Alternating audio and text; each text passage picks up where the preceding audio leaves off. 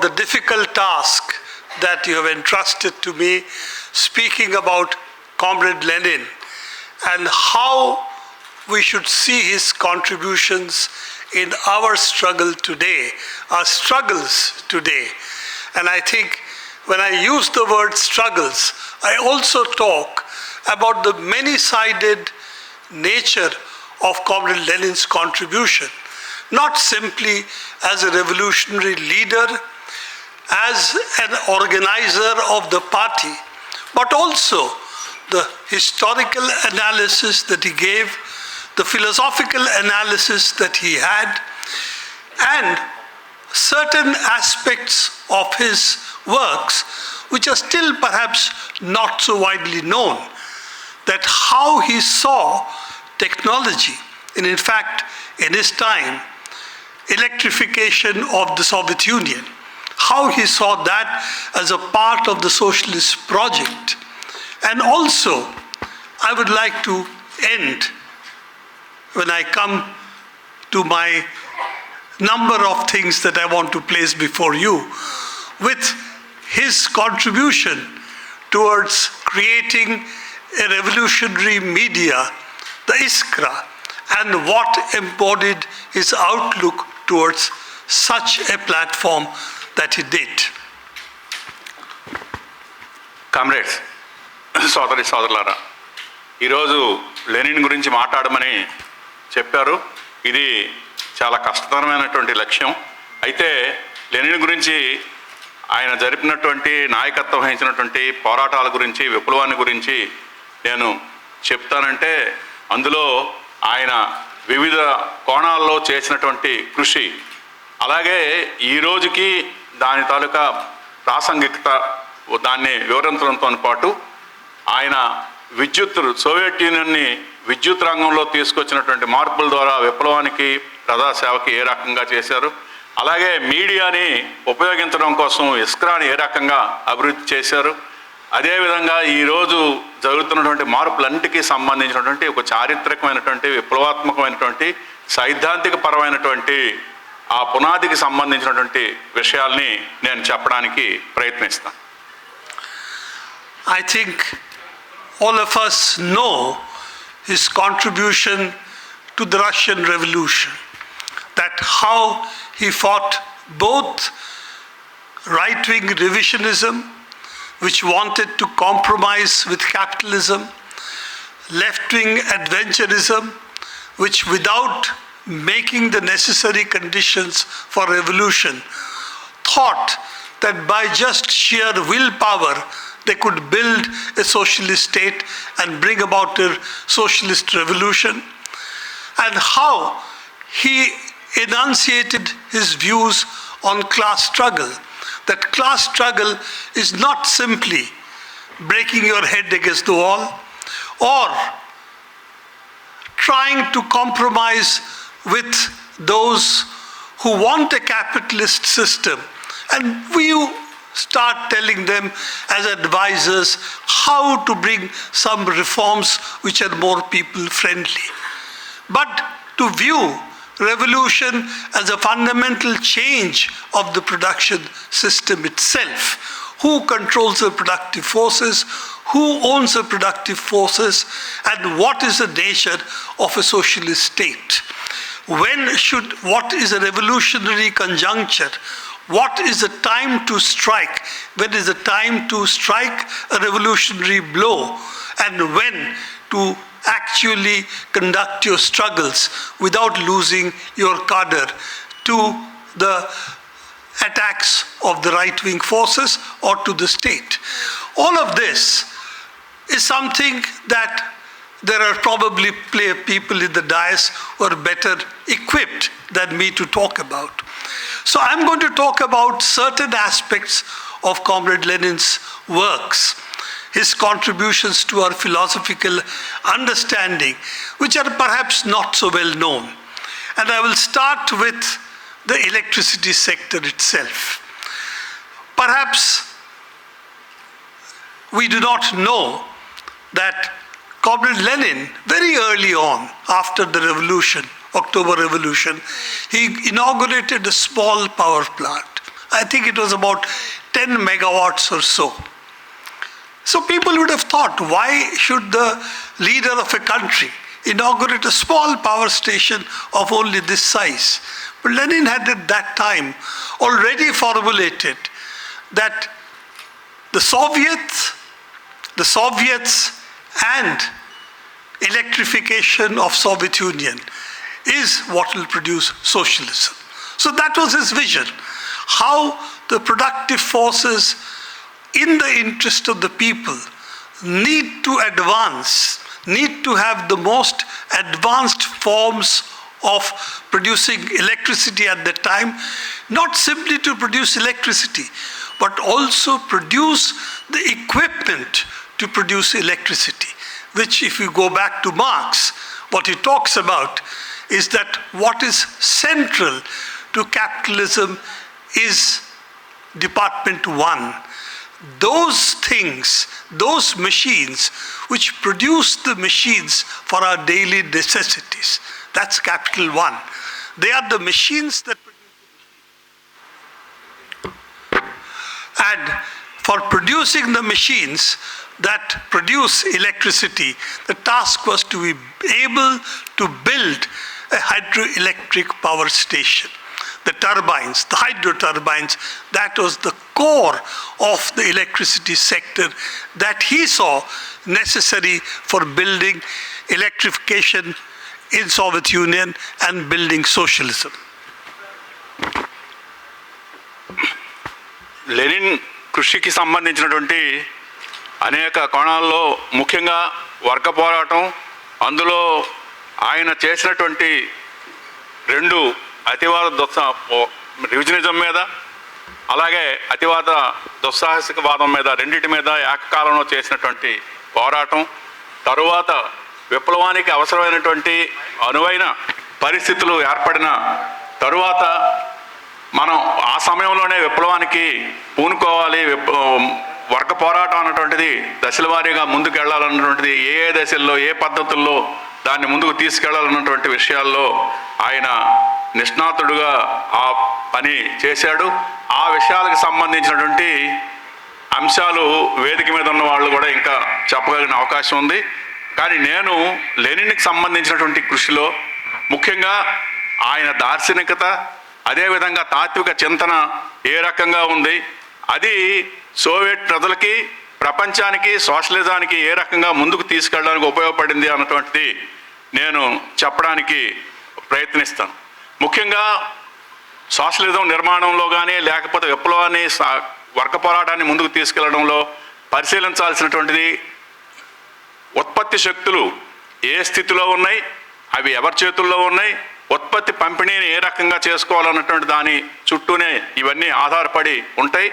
ఆ రూపంలో తీసుకున్నట్టయితే సోవియట్ విప్లవం జయప్రదం అయిన తర్వాత లెనిన్ ఒక పవర్ ప్లాంట్ని ప్రారంభించారు. ఆ పవర్ ప్లాంట్ చాలా చిన్న పవర్ ప్లాంట్, 10 మెగావాట్లు మాత్రమే ఉత్పత్తి చేయగలిగినటువంటి చాలా చిన్న పవర్ ప్లాంటు.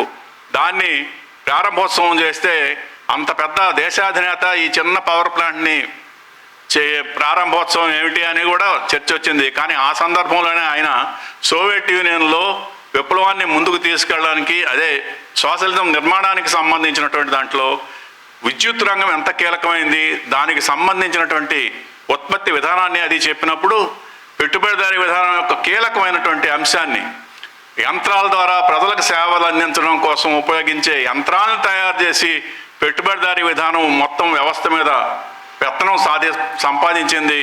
మనం ప్రజలకి విద్యుత్ని అందించడం కోసం మాత్రమే కాదు, ఆ విద్యుత్తును తయారు చేయడానికి అవసరమైనటువంటి యంత్రాలను కూడా ప్రభుత్వమే తయారు చేసి ఆ విధంగా మొత్తం విద్యుత్తు రంగం మీద ప్రభుత్వం పనిచేయాలి. అప్పుడే మనం పూర్తి స్థాయిలో ప్రజలకు అందరికీ విద్యుత్తుని అందించగలమని చెప్పి ఆ హైడ్రో పవర్ టర్బైన్స్ తాలూకా ప్రాధాన్యతను వివరించి అవి తయారు చేసి ఆ రోజు నుంచి పెద్ద పెద్ద పవర్ ప్లాంట్ల నిర్మాణానికి, సోవియట్ అభివృద్ధికి విద్యుత్ రంగం తోడ్పడడంలో, ఆ ప్రాథమికమైనటువంటి అడుగులు వేయడంలో లెనిన్ తాలూకా తాత్విక చింతనని, దార్శనికతని మనం గమనించవచ్చు. On a small personal note, I was also associated with the electricity sector and specifically with the Vijayawada thermal power station. And in fact, I was responsible for the design of the control system for the power station. I think Vijayawada stage 3. And at that time, it was the most advanced control system that we had in any power station in the country, under the leadership of not Ramarao, but he was the Chief Minister, Tata Rao. N. Tata Rao, the other NTR. Yes. Our plant is named after him. Yes. So it was under his leadership, and he said, I want the latest control system in my power plant, and forced BHEL and others to provide for a thermal power plant, the latest available control system in the world at that time. And I was privileged to be associated with the project here. So I would come back to the other part of Lenin, which was the central issue for his philosophy, which is how do we understand dialectics? What is the meaning of dialectics? And he used his understanding not only for the political movement, what constitutes the core of dialectics in the practice of our struggles, how to analyze the current situation, but also regarding the latest physics, which was at that time happening. For those who are aware would know that physics was undergoing two revolutions simultaneously. One was what is now known as quantum mechanics. Basically, when you go at the subatomic level, how do you explain phenomena that you see? A. And B was theory of relativity. And even today, these are the two central axes of the development of physics that we have. And a key problem is we have not been able to reconcile the theory of relativity and what is called the standard model of physics, which explains quantum mechanics. That still remains as a problem. And because it remains as a problem, it's also a philosophical problem, also a problem of dialectics. Because as a Marxist, we have a dialectical framework to understand nature as well as society. And again, what Comrade Lenin wrote, both in his Dialectical and Empiriocriticism, his volume, and also in his philosophical notebooks, which he did not publish, but he had detailed notes that were taken. We also recognize not only was he interested in looking at social struggles, capitalism in agriculture, revolutionary forces in Russia, revolutionary forces internationally, looking at colonial powers, the revolutionary struggles, for example, in India, the working class struggles which were taking place. While he was interested in all of this, he was also interested in understanding and explaining what dialectical reasoning, dialectical thinking means, not only for social struggles, but also for understanding nature. So if you take Engels' Dialectics of Nature as an inspiration which tells us how we as human beings have developed, how, for example, the little thumb that we may not think so important makes it possible to grip tools. And because we grip tools, we became tool-making animal. This is Engels. And he's one of the earliest to look at science, biology is a part of science, evolution, and social history put together. And then you have Lenin, who is grappling at that point of time with the cutting edge of philosophy, which was trying to understand relativity as well as quantum mechanics in a dialectical framework. And I think The lessons that we have to learn from that is we have to look at the latest developments in any discipline and be able to understand our dialectical thinking in it. That is a lesson. That is the example that Comrade Lenin has left for us. So we are not going to leave science for the scientists to explain to us what it means for dialectics, what it means for Marxism, whether it is history, whether it is physics, whether it is chemistry, whether it is biology. All of these places are places for ideological struggles, and we as scientists, as technologists, as historians, as social scientists should not forget that. మిత్రులారా, ఈ Vijayawada thermal power స్టేషన్తో నాకు అనుబంధం ఉంది. దీని డిజైనింగ్లో నేను భాగస్వామిగా ఉన్నాను. ఆ రోజున దేశంలో ఎక్కడా లేనటువంటి అత్యంత అభివృద్ధి చెందినటువంటి డిజైన్ని ఈ థర్మల్ ప్లాంట్కి తీసుకురావడం జరిగింది. అప్పుడు ఉన్నటువంటి విద్యుత్ సంస్థ అధినేతగా ఉన్నటువంటి నార్ల తాతారావు గారు ఈరోజు ప్రపంచంలో అధునాతనమైనది ఏదుందో అది నాకు కావాలి అని చెప్పి ఆయన పట్టుబట్టి ఆ రకమైనటువంటి టెక్నాలజీని తీసుకొచ్చారు. దాంట్లో నేను ఆ పనిలో భాగస్వామిగా ఉన్నందుకు ఆ విషయాన్ని మీకు ఒకసారి గుర్తు చేస్తున్నానని చెప్తూ, లెనిన్కి సంబంధించినటువంటి ముఖ్యమైనటువంటి కేంద్ర బిందువుగా మనం భావించవలసినటువంటిది గత్తార్కిక భౌతికవాదాన్ని అన్వయింపజేయడంలో ముఖ్యమైనటువంటి పాత్ర. అది ఆ రోజు ఉన్నటువంటి భౌతిక శాస్త్రంలో ఉన్న రెండు ఇప్పటికీ అవి ఉన్నాయి. అవి ఒకటి క్వాంటమ్ మెకానిక్స్, రెండు థియరీ ఆఫ్ రిలేటివిటీ అంటే క్వాంటమ్ గతిశాస్త్రం, అలాగే సాపేక్ష సిద్ధాంతం. ఈ రెండింటిని అధ్యయనం చేయడంతో పాటు ఈ రెండింటికి మధ్యన ఉన్నటువంటి గత్తార్కిక సంబంధం ఎప్పటికీ ఇంకా పూర్తి స్థాయిలో ఆ రెండింటికి మధ్యన ఉన్నటువంటి గత్తార్కిక సంబంధానికి సంబంధించినటువంటి అంశాలు పూర్తిగా విడమర్చబడ్డాయి అన్నటువంటిది ఏం లేదు. కానీ ఆ రోజునే లెనిన్ దాన్ని పరిశీలించి దానికి సంబంధించినటువంటివన్నీ అప్పుడు అన్వయింపు చేసుకోవడం అన్నటువంటిది జరిగింది. ఆయన గత్తార్కిక భౌతికవాదాన్ని ప్రకృతికి, ప్రపంచానికి, జరుగుతున్న పరిణామాలకి, సమాజానికి అన్నిటికీ వర్తింపజేసుకొని ఆలోచించారు. ఆ రోజున ఉన్నటువంటి దాంట్లో ఇది ప్రపంచవ్యాప్తంగా జరుగుతున్నటువంటి పోరాటాలు, ఉద్యమాల గురించి, వలసవాద శక్తుల తాలూకా బలాబలాల గురించి, భారతదేశం లాంటి జరుగుతున్నటువంటి ఉద్యమాలు, ప్రపంచవ్యాప్తంగా రైతాంగ ఉద్యమాలు, ఇలాంటి వాటన్నిటిని పరిశీలించడంతో పాటు ఈ అన్నిటిలో కూడా ఆయన పరిశీలించినటువంటి తీరు గత్తార్కిక భౌతికవాదాన్ని అన్వయింపజేసుకున్నటువంటి ఒకటి మనకి కనిపిస్తుంది. మనం ఎంగిల్స్ గత్తార్కిక భౌతికవాదాన్ని చెప్పినటువంటి దాంట్లో శ్రమ గురించి చెప్తాడు. బొటనవేలు ఏ రకంగా శ్రమ చేయడానికి అది ఉపయోగపడింది, అలాగే పనిముట్లు తయారు చేయడానికి అది ఉపయోగపడింది. ఆ రకంగా మనిషి అన్నవాడు పనిముట్లు తయారు చేసే ఒక జంతువుగా రూపాంతరం చెందాడు అన్నటువంటిది ఏదైతే లెనిన్ ఎంగిల్స్ ఆ రోజు చెప్పాడో ఆ రకంగానే తదనంతర కాలంలో డైలెక్టిక్స్ని సమాజానికి వాటికి అన్వయింపజేయడంలో లెనిన్ తాలూకా పాత్ర చాలా ఎక్కువగా ఉంది.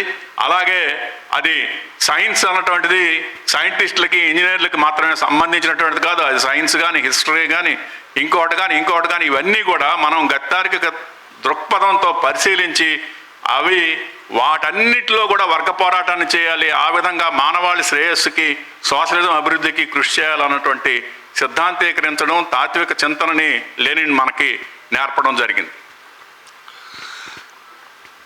It's not only important that as political persons, political leaders who are on the dais, activists, for all of us, we need to then have in front of us the Leninist understanding of what is the concrete analysis of concrete conditions. How do we determine both our strategic understanding and our tactical understanding, not based on some formulas derived by leadership 30 years back, but or as leadership given, say, as our party central committee or Politburo, but in everyday practice of our life, in every struggle that we conduct, what does dialectical thinking mean for us? And that starts from what Lenin calls the heart of dialectics, concrete analysis of concrete conditions. Study reality as it is, analyze it as it is, but from the point of view of changing it. Not from explaining what is there, but what do we need to do in order to change it in the direction we want.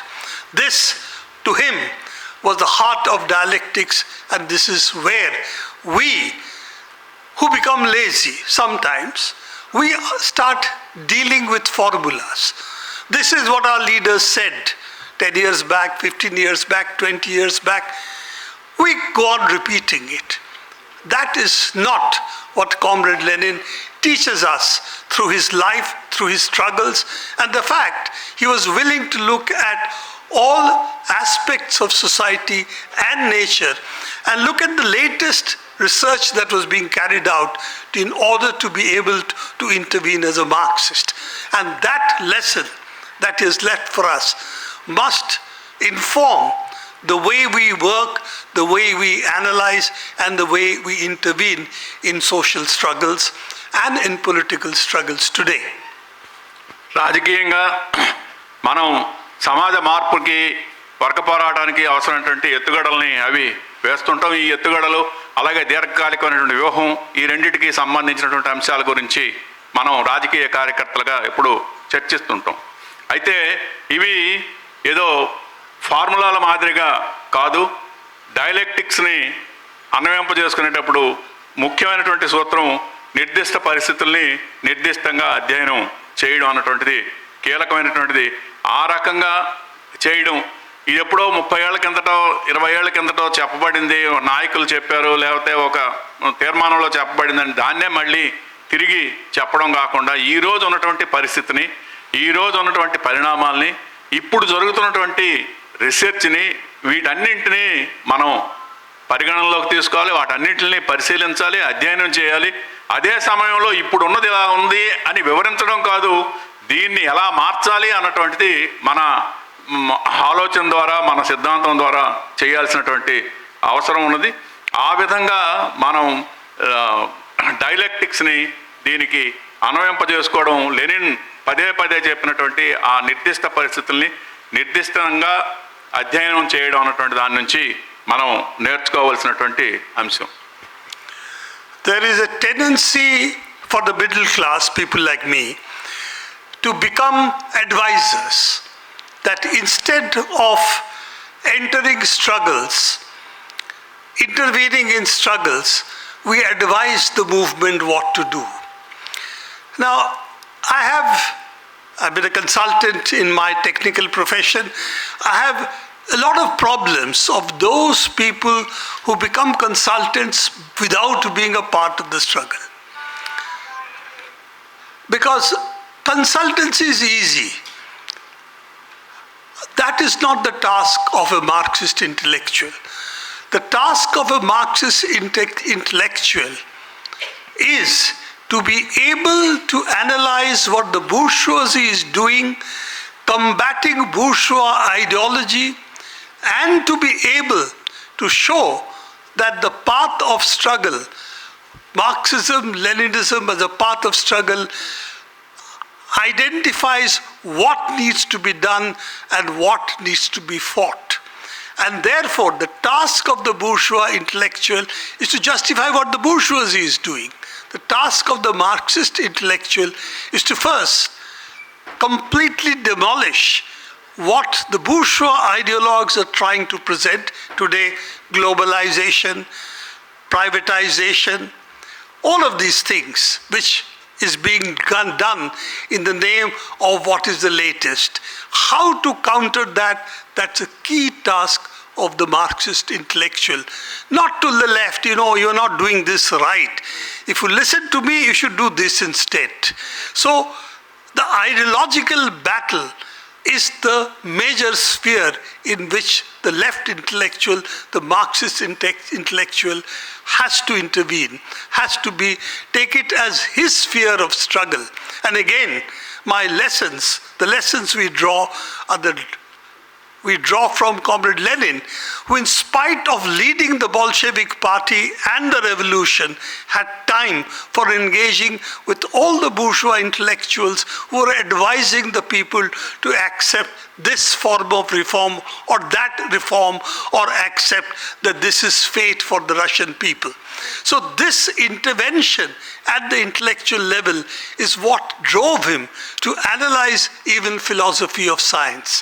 Apart from, of course, economics, which he dealt with in great detail, capitalism in agriculture, in Russia, which is written enormous amounts, and all other areas of life in Russia at that time. So I think that is the lesson that we as intellectuals have to learn. I'll come back to certain points that I would like to share with you of what kind of struggles, say, a person like me has to engage with. ఇప్పుడు చాలామంది మధ్యతరగతి ఉన్నత మధ్యతరగతి వాళ్ళు అడ్వైజర్స్గా కన్సల్టెంట్లుగా వస్తున్నారు. వాళ్ళు అది చేయండి ఇది చేయండి అని సలహా చెప్పేటటువంటి పరిస్థితి. కానీ వామపక్ష మేధావులు లేదా మార్క్సిస్టు ఇంటలెక్చువల్స్గా మనం ఈరోజు చేయాల్సినటువంటి కర్తవ్యం ఏమిటంటే, ఇప్పుడు పెట్టుబడిదారీ వర్గం ఏ రకంగా పనిచేస్తుంది దాన్ని అంతటినీ అధ్యయనం చేసి దాన్ని మొత్తం తుత్తునీయలు చేసేటటువంటి పద్ధతుల్లో ప్రత్యామ్నాయాల్ని మనం చెప్పేటటువంటిదిగా ఉండాలి.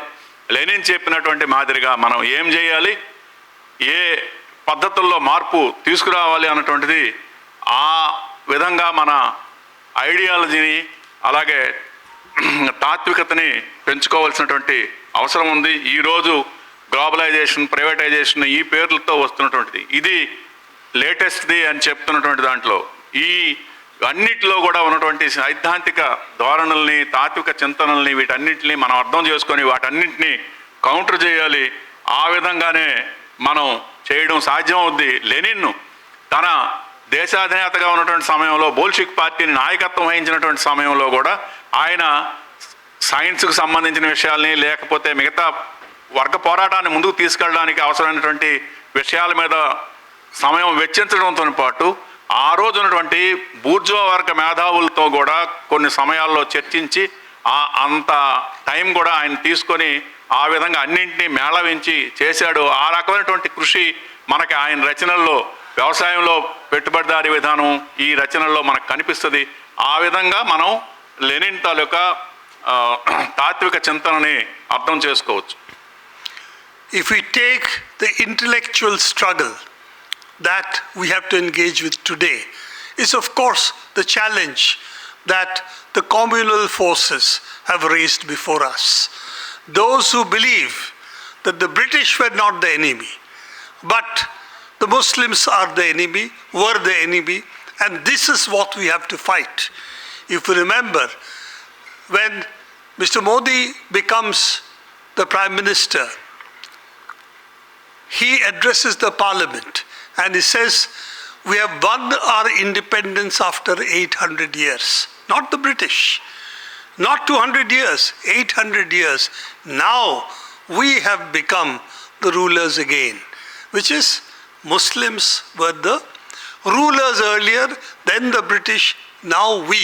What is this we? Of course, we know what the answer is. So this ideology that today is sought to divide the people, instill in a certain section the feeling that they are the only citizens of India, the feeling that we have been oppressed by Muslims. All of this is essentially what we as intellectuals need to combat. It is not coming from the grassroots. Yes, riots happen, but riots do not happen spontaneously. rights are engineered. In India, we know that. So the question is, how do we combat this? And in combating this, what is the task of the middle class intelligentsia, to which I belong, to which a lot of you belong here? And I would argue that Comrade Lenin's lessons are still relevant, that we have to combat them philosophically, we have to combat them historically, we have to combat them in societal terms, and we as middle class have the responsibility to carry on the ideological struggle, not only in terms of Marxism, but in the social sphere, combating the kind of communal poison that is being spewed against minorities, against the left, anybody who opposes the Hindutva project. మనం intellectuals చేయాల్సినటువంటి పోరాటంకు సంబంధించినటువంటి అంశాలు మనం పరిశీలించినట్లయితే ఈరోజు మన దేశంలో మనం మతత్వ ప్రమాదాన్ని తీవ్రంగా ఎదుర్కొంటున్నాం. మీరు ఒకసారి మోడీ 2014లో ప్రధానమంత్రిగా ప్రమాణ స్వీకారం చేసిన సందర్భంగా చెప్పిన ఉపన్యాసం మనం గుర్తుకు తెచ్చుకుంటే ఆయన ఆ రోజు చెప్పింది 800 సంవత్సరాల తర్వాత మనకు స్వతంత్రం వచ్చింది అని చెప్పాడు. అంటే మొదట ముస్లింలు పరిపాలకులుగా ఉన్నారు, తర్వాత బ్రిటిష్ వాళ్ళు పాలకులుగా ఉన్నారు, ఇప్పుడు మనం వచ్చామనండి. ఆ మనం అంటే ఎవరు అన్నటువంటిది నేను వేరేగా చెప్పనక్కర్లేదు. ఈరోజు ప్రజల్ని సమాజాన్ని విభజించాలన్నటువంటిది వాళ్ళ ప్రాజెక్టుగా ఉంది. అలాగే ముస్లిమ్స్ మైనారిటీసు ఇతర లెఫ్ట్ని అణిచివేయాలి అన్నటువంటిది ఉన్నది. ఇటువంటి వాదనల్ని సైద్ధాంతిక పరంగా తాత్విక పరంగా ఎదుర్కోవాల్సినటువంటి అవసరం ఉన్నది. మనకు తెలుసు మతపూరితమైనటువంటి దాడులు ఏవి వాటికంతట అవే వచ్చినటువంటివి కావు. అవి రూపొందించి అమలు చేసినటువంటి రైట్స్ అటువంటి వాటిని కూడా ఎదుర్కోవాలి. ఇటువంటి ఈ దాడుల్ని, ఈ మతపరమైనటువంటి దాడుల్ని కానీ లేకపోతే సైద్ధాంతిక పరమైనటువంటి అంశాలను కానీ మనం అన్ని కోణాల్లో, తాత్విక కోణంలో, చారిత్రక కోణంలో, సామాజిక పరంగా ఎదుర్కోవడం చాలా అవసరం. ఈరోజు సమాజంలో జరుగుతున్నటువంటి ఈ దాడులు, అక్రమాలకు వ్యతిరేకంగా మనం కేవలం మార్క్సిస్టు టెర్మినాలజీలోనే చెప్పడం కాదు, సమాజంలో ఉన్నటువంటి అనేక అంశాలని ఉపయోగించి సమాజ పరంగానే మనం వాటన్నిటిని ప్రజలకు అర్థమయ్యేటట్టు చెప్పాలి. అది ఈరోజు మార్క్సిస్ట్ ఇంటలెక్చువల్స్కి ఉన్నటువంటి కర్తవ్యం. We have also to understand that our independence was not given to us by the British. It was earned through the struggle of the people against the British. And the India we have is a result of the people's struggles, irrespective of the fact, yes, the Congress led the struggle, yes, that is true. Indian National Congress led the struggle against the British. The left participated against the movements in different forms. There were socialists, there were communists as a part of the left. All this combined to weaken or defeat the British Empire, British imperialism, British colonialism, and that result was the formation of a Republic of India with its constitution. This constitution was not given by the political parties. It is a constitution that reflected the people's aspirations, the people's desire for an independent India in which all sections of the people would have a right and would have a stake. Therefore, when we talk of the Indian Constitution, that Constitution was written, yes, by Ambedkar, it was written by inputs from the Constituent Assembly. It was written with the help of people like Nehru, but we must also understand it came as a result of the independence struggle which united largest section of the people of all communities, caste, religious beliefs. And that is why we got a secular India as a part of our constitution. And that is why this constitution was hated only by one political section in India, The RSS at the time said, this is not a constitution that we can respect. This is a constitution borrowed from other countries. Our constitution should have been based on Manusmriti. A Manusmriti which does not give rights, of course, to whole sections, the working sections of the people, the Shudras as that it terms, doesn't give rights to women. So a constitution based on exclusions and not inclusions is what their demand was. And this is the constitution which is today also under attack. And therefore, various slogans have been raised. One leader, one nation. Earlier it was Hindu, Hindi, Hindu Rashtra. That was the RSS slogan post-independence. Now you have the slogan, what is it? One nation, one election. Weakened. Otherwise it was one nation, one leader. And we know what that meant. Now all of this are constant fields of struggle. Our fields of struggle, therefore, is also to intervene in all of this, not simply as movements, but also as intellectuals, analyzing what each of this means and what is it that we can counter. మన దేశానికి స్వతంత్రం British వాళ్ళు ఇచ్చినటువంటిది కాదు, మన ప్రజా ఉద్యమాల ద్వారా సాధించుకున్నటువంటి ప్రజా పోరాటాల ద్వారా సాధించుకున్నది. దాన్ని భారత జాతీయ కాంగ్రెస్ దానికి నాయకత్వం వహించిన జాతీయ పోరాటం. అదే సమయంలో కమ్యూనిస్టులు, లెఫ్టిస్టులు, ఇతర శక్తులు ఈ స్వాతంత్రోద్యమంలో పాల్గొనడం జరిగింది. ఆ రకంగా బ్రిటిష్ సామ్రాజ్యవాదాన్ని ఓడించి మన దేశానికి మనం స్వాతంత్రం సంపాదించుకున్నాం. అలాగే మన రాజ్యాంగం ఎవరో పొలిటికల్ పార్టీసో లేకపోతే కొంతమంది మేధావులు మాత్రమే ఇచ్చినటువంటిది కాదు. మన జాతీయ ఉద్యమం ఏ కోరికలనైతే కోరిందో, ఏ విధంగా అయితే అది దేశంలో ఉన్నటువంటి అన్ని కులాలు, మతాలు, ప్రాంతాల వారు పాల్గొనేటటువంటి రూపంలో అది జాతీయోద్యమం సాగిందో, ఆ జాతీయోద్యమ ఫలాల్ని ఒక దేశంగా అందుకోవడానికి అవసరమైనటువంటి రీతిలో ఏదైతే అవసరమో అటువంటి రాజ్యాంగాన్ని అది రూపొందించింది. దాన్ని రచించడంలో అంబేద్కర్ పాత్ర ఉంది ఆయన, అలాగే సహకరించడంలో నెహ్రూ లాంటి వాళ్ళది ఉంది. అలాగే మొత్తం clause by clause constituent assembly నుంచి కూడాను తీసుకున్నటువంటివి ఇవి ఏవి ఉన్నా కూడా అది ఈ అన్ని మతాలు, కులాలు, ప్రాంతాలకి ప్రాతినిధ్యం వహించే రకంగా ఉన్నది కనుకనే అది సెక్యులరిజం అన్నటువంటి దాన్ని పునాదిగా చేసుకుని చేసింది. ఈరోజు దాని మీద దాడి జరుగుతుంది. మనం ఆ దాడుల్లో మనం చూడవచ్చు. అలాగే రాజ్యాంగాన్ని రూపొందించినప్పుడు ఆర్ఎస్ఎస్ దాన్ని వ్యతిరేకించింది. ఇది ఈ దేశం రాజ్యాంగం కాదు, ఇది ఎవరి దగ్గర నుంచో అరువు తెచ్చుకున్నటువంటి రాజ్యాంగం. మన దేశంలో మనుస్మృతే ప్రాతిపదికగా రాజ్యాంగం ఉండాలి. శూద్రులకి, శ్రమ చేసే వాళ్ళకి ఎవరికి ఏ హక్కులు ఉండదు, బాధ్యతలే ఉంటాయి. ఆ రకంగా ఉండేటటువంటి మనుస్మృతి భారత రాజ్యాంగం కావాలని ఆ రోజు ఆర్ఎస్ఎస్ చెప్పింది. ఇప్పుడు ఆ హిందుత్వ ప్రాజెక్టులో భాగంగానే రకరకాల నినాదాలు, హిందూ రాష్ట్ర అన్నటువంటిది గతంలో కానీ, లేకపోతే ఒకే దేశం ఒకే నాయకుడు అన్నటువంటిది కానీ, లేకపోతే ఇప్పుడు బాగా ముందుకు తెస్తున్నటువంటి ఒక దేశం ఒకే ఎన్నిక అన్నటువంటిది కానీ, ఇవన్నీ కూడాను దాని తాలూకా కొనసాగింపుగానే మనం చూడాలి. ఈరోజు ఇటువంటి వాటి తాలూకా పునాదుల్ని, తాత్విక ధోరణుల్ని అర్థం చేసుకోవడం, వాటిని విడమర్చడం, వాటిని ఎదుర్కోవడం అనేటటువంటి కర్తవ్యాన్ని మనం తీసుకోవాల్సి ఉంది.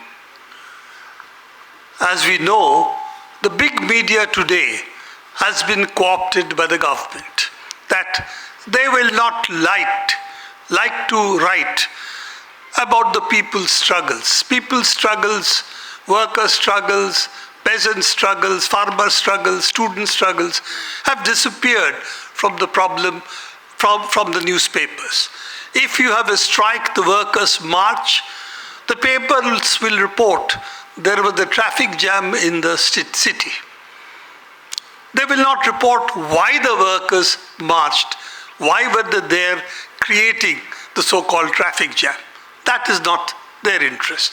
Their interest is the cars, the people riding the cars. Their interest is big business. Their interest is what the government tells them to write and what not to write. But in all of this, we now have an instrument which people are utilizing. People are utilizing the fact they can laugh at the leaders, they can make fun of them.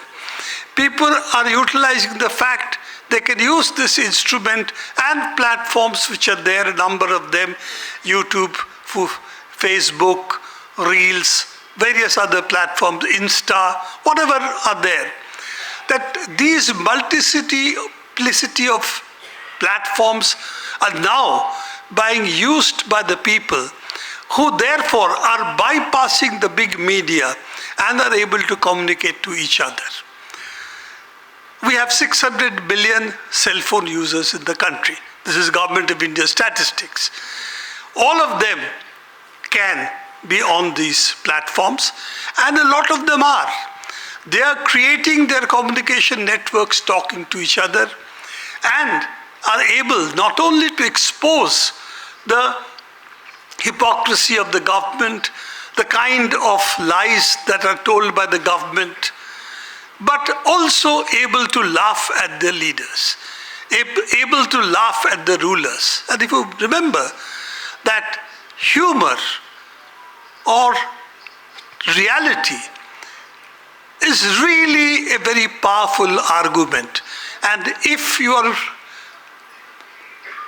entire campaign or facts are based on lies, then exposing one small part of it can also weaken the entire edifice of lies that you have told. And it is here that the people today are participating in the struggle for democracy in the country. And that struggle for democracy in the country is what really worries the rulers. That is why you have the talk of a fact-check unit. Somebody sitting in the government will say, no, this is not a fact, this is a fact. This is truth, this is not true. That means what Orwell called the Ministry of Truth. That only the government can declare what is true and what is not true. And as we know, that doesn't work, and it is very difficult to work when the people also have an instrument of communication in their hands.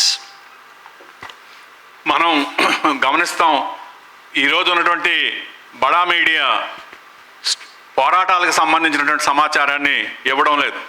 ఒక కార్మిక వర్గ సమ్మె లేకపోతే ఉద్యమం జరుగుతున్న సందర్భంగా కార్మికులు చేసేటటువంటి ఊరేగింపు జరిగితే ఆ ఊరేగింపు గురించి కానీ లేకపోతే ఆ ఊరేగింపు వెనక ఉన్నటువంటి సమ్మె కారణాల గురించి కానీ చెప్పకుండా ట్రాఫిక్ జామ్ అయింది నగరంలో అని చెప్పి ఒక వార్త రాస్తారు. ఎందుకనంటే వాళ్ళు ప్రభుత్వం ఏమి కోరుకుంటే దాన్ని వార్తలుగా ఇచ్చేటటువంటి పరిస్థితి ఈ బడా మీడియాకి వచ్చింది.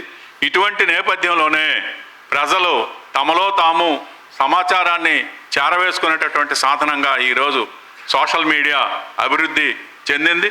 ఈ సోషల్ మీడియా ఈ రోజున 60 కోట్ల కనెక్షన్లు ఉన్నాయి మీడియా మొబైల్ కనెక్షన్స్ దేశంలో. అలాగే అన్ని వాస్తవాల ఆధారంగా సమాచారాన్ని ఇచ్చినటువంటి సందర్భాల్లో ప్రజలు తెలుసుకున్నటువంటి కొన్ని అంశాల మీద పాలకుల్ని నిలవేయడం లేదా వాళ్ళ పరిపాలనా తీరుని యావగించుకోవడం అన్నటువంటిది జరుగుతున్నది. మనం ఏ చిన్న అంశంలోనైనా పూర్తిగా వాస్తవాల ఆధారంగా మనం ప్రభుత్వాన్ని కానీ ఎదుర్కొన్నట్లయితే తప్పనిసరిగా ఆ అబద్ధాలతో నిర్మించుకున్నటువంటి ఆ మహాసౌధాన్ని కూల్చడం సాధ్యమవుద్ది. అటువంటి చిన్న చిన్న ప్రయత్నాలే ఆ మహాసౌధాన్ని కూల్చుతాయి. ఇటువంటి దానికే ఈరోజు ప్రభుత్వాలు భయపడుతున్నాయి. అందుకనే ఫ్యాక్ట్ చెక్ అన్నటువంటి పేరుతో ఒకటి తీసుకొచ్చి మీరు ఇచ్చినటువంటిది సోషల్ మీడియాలో ఇచ్చింది ఇది ఫ్యాక్ట్ కాదు, ఇది అబద్ధం, ఇది నిజం అనేటటువంటి పద్ధతుల్లో ప్రభుత్వం తాలూకా ఆలోచనల్ని సోషల్ మీడియాలో కూడా అంటే వీటిని నియంత్రించడం ఒక పెద్ద పనిగా పెట్టుకున్నటువంటి పరిస్థితిని చూస్తాం. ఇటువంటి పరిస్థితుల్లో మనం ఈ సోషల్ మీడియాని ఇతర సాధనాలని మనం ముందుకు తీసుకెళ్ళడం గురించి కూడా ఆలోచించాం. I will end with Comrade Lenin again. When he founded the ISKRA, it did not found it simply as a newspaper for the activist. ISKRA was founded as a newspaper, yes, but the objective of that newspaper was to build the Bolshevik party. It was going to be an instrument of organization of the party, not only writing it, leaders, yes, but printing it, distributing it to people that would follow, would be interested in learning about it. So Iskra was not just simply a newspaper. The sheer task of printing it and distributing it in different parts of Russia. Russia was a very big country. That was to help build the Bolshevik party and the organization. Lenin saw Iskra as an organizer of the people, not simply as a newspaper. Similarly, when we think about the social media today, we need to think beyond writing a tweet, making a post on Facebook, and thinking our task as a revolutionary activist leader is done.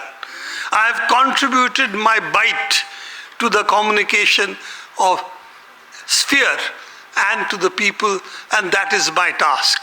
No, the task is how do we organize in the sphere, blogosphere if you will, how do you organize in this? How do you create an opinion? How do you advance your ideological thinking? How do you engage with the enemy who is trying to create a counter to what reality is? How do you create a counter to that, shall we say, myth-making?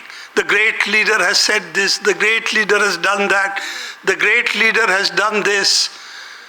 All of it the great leader has done, yet the people have less food today than they had earlier. Their school fees are too high. The children are not able to get education. Hospital, you get insurance, but it's insurance companies who gave them the money, not public health does not improve. Our various criteria in terms of what would be called the indicators of the people's health, people's longevity, of our sheer level of education, the ability to read and write, all of these are at the lowest levels in the world. We are not, as a nation, we might be one of the biggest economies, which is true we are, but in all the social indicators today, we are really going down. And that needs to be exposed, that needs to be campaigned, it needs to be done creatively, it needs to be done through organized intervention of both creating that knowledge, disseminating that knowledge, and building the organization even in this sphere, in, shall we say, the social media sphere, to able to build an organization which can do that.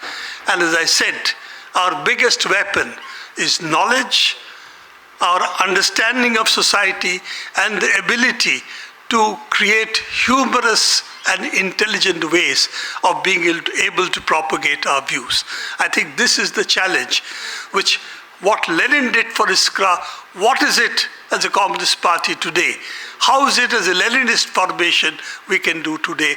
That is our challenge, which is what I'm going to leave to you and for myself as well, because this is what the people's media should be, and this is what we as communists have to build. ముగింపులో నేను Lenin చేసినటువంటి కృషిని చెప్పి ముగిస్తాను.